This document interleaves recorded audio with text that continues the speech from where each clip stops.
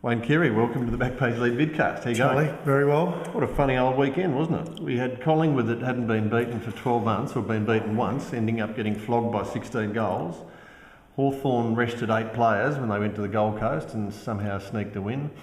And then we had Carlton, which didn't have much to play for as well, also getting beaten. It was a slightly anticlimactic end of the year, wasn't it? Oh, on the contrary, actually, I think the fact that the Cats coming off coming off a loss to Sydney, I think bounced back. They wanted to go into the finals full of confidence. They certainly will do that. Hawthorn, on the other hand, well, time will tell what the better preparation is. We'll find out after Friday night. Resting players, Geelong having a really good win. What Alistair Clarkson was trying to achieve by playing certain blokes in certain positions, we don't know because we're not on the inner sanctum, but I'm sure they went about things a little bit different, hence only a short margin over the Gold Coast. But look, I think all credit must go to Geelong. I thought they were great on Friday night. Collingwood, well, they've got a bit of work to do now. I think West Coast having a good win also will be chock full of confidence. I don't think the MCG holds any fears for them. If it was that Eddie had, which we know it wouldn't be anyway, but the MCG is a really, I think they've got their big forwards playing well. They've got the smaller guys, Lacroix. Hopefully Kerr comes up, but Cox and Lynch, and I mean they have. Embley was good on the weekend. They have the side to beat Collingwood. You're a big Eagles fan, aren't you? I am. I talk of who should be the coach of the year. I think there's a few. I think what Ross Lyon's done with St Kilda in the last second half of the year has been very good. But I think Woosha would have to be the coach of the year, taking West Coast from the bottom of the ladder, wooden spooners to into the top 4, and I think a real premiership threat. Which begs the question what he was doing last year when I don't think we would have awarded him Coach of the Year. Well, I think not what he was. I think what they were doing was they were blooding players. They certainly have got a different game plan, the way they're going about it, but definitely helps when you got your more experienced players having probably, arguably their best years they've had. Certainly Kerr's had the best year he's had for 4 years. Yeah. Embley's having all-time best year, as is Cox. And others, and then you add in the young blokes, Lacroix, Kennedy, Nikoski, all of those guys. I mean, they are a quality team. I'm interested in this Collingwood-Geelong game. I mean, you went to it. What did you take out of it? I mean, should Collingwood fans be legitimately worried? Well, I don't think they'd be too happy with it. I think Geelong dismantled them beautifully. I think they used the ball well. Everything went right for Geelong in terms of, they used the ball as good as I've seen them. Clunking marks that, there were some great one-on-one marks taken. They won the 50-50 contest. They didn't allow Collingwood to have it their own way. Their pressure was as good as I've seen it. It was Collingwood-like pressure against the Pies, and they just played much better footy. So they will go in feeling really confident against Hawthorn now. Not that Collingwood won't go in feeling confident against West Coast, but maybe West Coast might be a little more confident going up against Collingwood. So the game is played 95% above the shoulders. So if any of those things matter, you'd expect the Cats to be pretty confident against the Hawks, and you'd expect the Eagles to have a glimmer of hope. Well, not a glimmer of hope, a lot of hope against the Pies this week, whereas some would have thought maybe no hope. Now I think a lot of people are saying West Coast could possibly upset the Magpies on Saturday afternoon. I'll get your tips in a minute for the 4 games coming up this weekend. Tony Shaw is one who says Geelong have got Collingwood's measure. Do you inclined to agree with him or not? They had their measure on the weekend. Have they got their measure? Well, even when they beat them by 3 points earlier in the year, Geelong had it inside 50 20 more times than the Pies. So they're getting plenty of it, and they're getting it up there. I think on the weekend they had it in there 35 times more than Collingwood. So is that a concern for Collingwood when they play Geelong? Well, I dare say Mick Malthouse would be aware of it. Time will tell whether they meet again or not. We're yet to know, but it will be a really interesting second final when we see Collingwood play West Coast. Mick Malthouse's demeanour was very interesting, I thought. The TV showed him at 3/4 time, He went out to his players. He didn't look too fussy. I think he even had a smile on his face. Tim Watson interviewed him after the game. He certainly was trying to give the impression of being calm and unflustered. Was it just a facade, or do you think he was genuinely unflustered? I think what we've seen over Mick Malthouse, you should know as well as anyone, what you see in front of the cameras is not necessarily what he's thinking. I mean, he's a master at deflecting all types of situations, and I think that was really another deflection of what he would have been thinking, or may have been thinking, or maybe that's what he was thinking, as if he didn't care. But certainly would never take Mick Malthouse's demeanour as a guide to where he's coming from. The Carlton-St Kilda game was interesting also because Carlton didn't have an awful lot to play for. St Kilda were playing for a home final. What did you make of that? I think they had a lot to play for, Carlton. I think they're a young team. They want to win a final. They want to win a couple of finals. So there's no doubt they wanted to win that game on the weekend. I think it probably don't take any credit away from St Kilda. I think St Kilda are back to their defensive best, and they, with Nick Riewoldt being goalless, they showed that they're once again a good football side, a very good football side, and we may see a little bit more of the Saints yet. The fact that they've got St Kilda now at home at Etihad, a ground that they play very well, all of a sudden the Saints are back in the hunt. We've seen Adelaide do it twice from fifth spot. Can the Saints do it? Well, they certainly have the capabilities of doing it. We know that on any given day they're capable. You wouldn't want to play them, would you, much? No, I think there'd be a few nervous sides. The fact that St Kilda are up and going right now, and just playing that hard-nosed footy that we know they can play. Let's look at the four finals. And the AFL really couldn't have scripted it much better, could they? Because they got 6 Victorian teams and big drawing Victorian teams playing.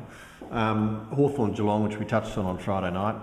Saturday afternoon, Collingwood and West Coast. Saturday evening, St Kilda, Sydney. And Sunday afternoon, Carlton and Essendon, which they'd be banking on getting 85,000 plus, you would think. Well, the fact Collingwood play one of those interstate teams is a huge bonus, because there'll be a big crowd there anyway Saturday afternoon. So, hopefully it's a beautiful spring day, and that's a great one. And the Carlton Essendon game's just huge on Sunday.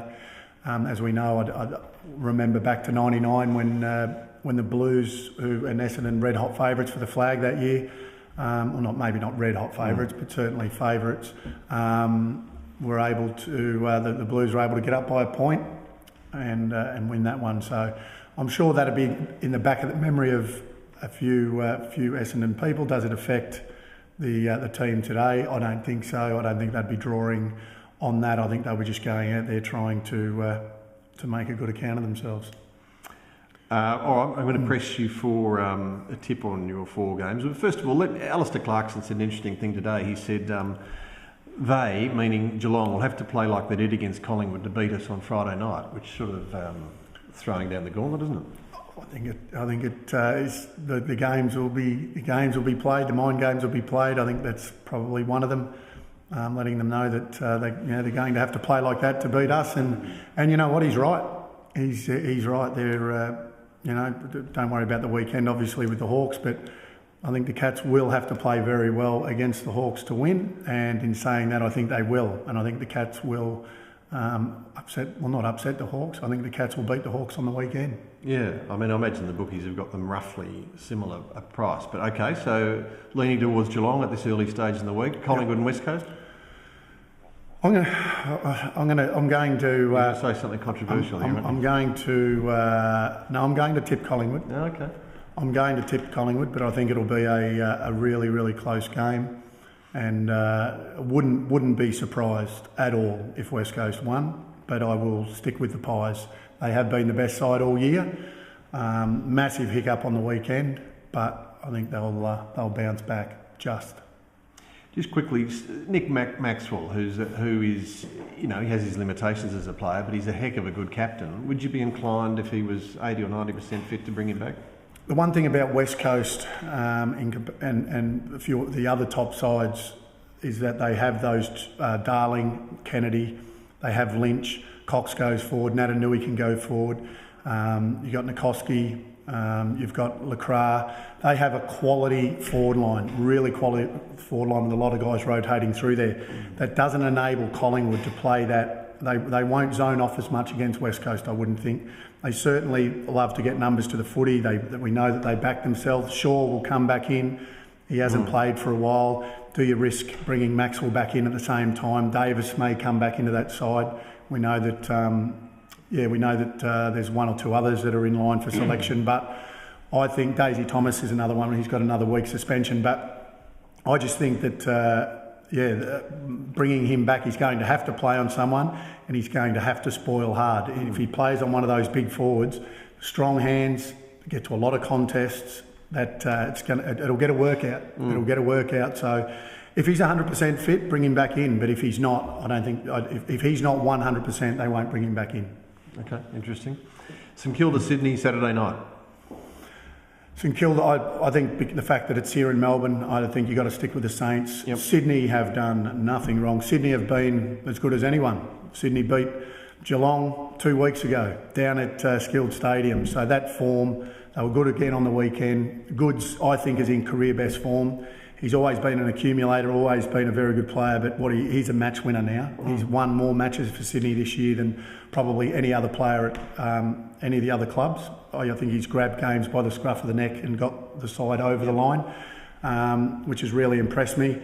So in saying that, if St Kilda can lock down on Goods, then all of a sudden you take Sydney's match winner away. I know they've got some other good players, but for that reason I'm leaning, and the fact that it's at Etihad, I'm leaning towards the Saints. Yep. And finally, Carlton and Essendon. Well, look, I think Essendon have done a great job getting there. Okay, they've had the week off, they're freshened up, they're a young list. You're not going to know what they could come out and win this game, and I would not be surprised. But you have to go off what we've seen in the finals and how Carlton have gone about things. And because of that, because of the Murphy Judd factor and others at the Blues, I think I'll stick with the Blues on those facts alone. That they've been better through the year. Okay, there you have it. Wayne Carey's tips for the weekend. Just a couple of other issues we should touch on. Callan Ward was signed up today, or the announcement was made that he would join Greater Western Sydney next year. No great surprise, because it's been heavily speculated for a while. The Doggies have now lost Jared Harbrow last year, and obviously Callan Ward to expansion teams. So you can understand sort of Bulldogs fans' irritation, I suppose, with the system. Yeah, look, we're not sure of the compensation, but they'll be looking for compensation for him. Do I begrudge him? To be honest, no, I don't. I think he's a young kid. Who knows what sort of career he's going to have? He's got he's only young. He's only been in the system for a short time. He's looking after his future. He'd look at the Bulldogs and say, well, maybe the Bulldogs have got a little while to go before they're going to win a flag or get close to winning a flag. Look after my future and go and build a side from scratch. Yeah. I don't think you can begrudge anyone for doing that. Huge money, right? And it is. So you have to take that into consideration. Who knows whether Callan Ward's going to have a 10-year career or not? 10% of players have a 10-year career, so the odds are stacked against him in terms of that. Okay, he's got some talent now, but look after your future. And finally, we farewelled a few big-name players over the weekend. Probably the biggest, Barry Hall, who kicked 746 goals at his three clubs, which might have been just a few more than you, wasn't it? Yeah, no, he's had a great career. Don't get judged on how many goals. So you're one of those journalists who just go off goals. I hope not, Charlie. But I like assists. He's been fantastic. I think he's had a few controversies on the ground. I think the way he's gone about. I think the way he holds himself and the way he's gone about his footy has been really good. And I've enjoyed watching him play. And I suppose look forward to the rest of his life outside a football field. But no, he's been a great player. Fantastic. Wayne Carey, thanks again for your thoughts and your insights and your predictions for the first week of the final. Thanks, Dally.